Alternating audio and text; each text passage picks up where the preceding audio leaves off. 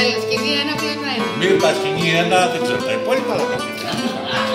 Αυτό θα ήταν λογικό διπλώμα 1845, γιατί δεν έχω ιδέα τι να πω.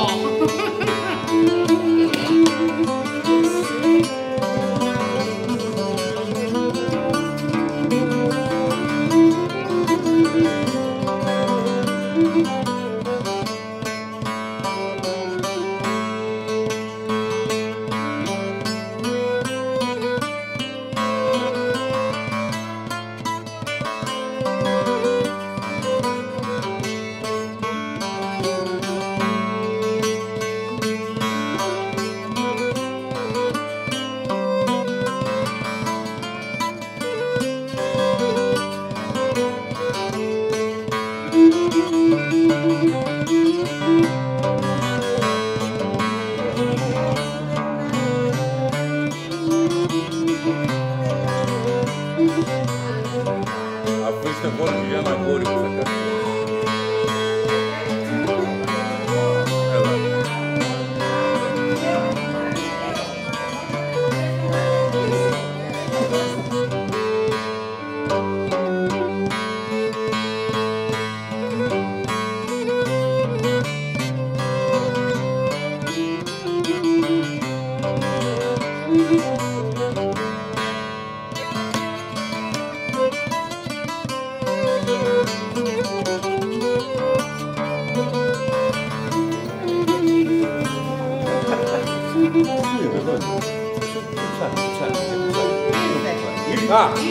Ένα μικρό.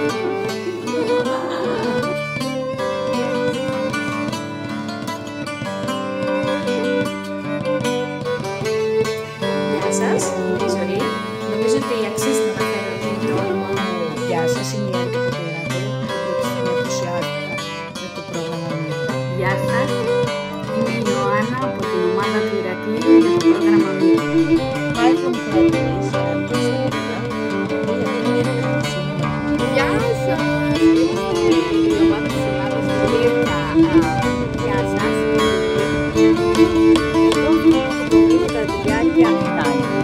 Buongiorno, καλημέρα. Γεια σας, είμαι η Έλενα.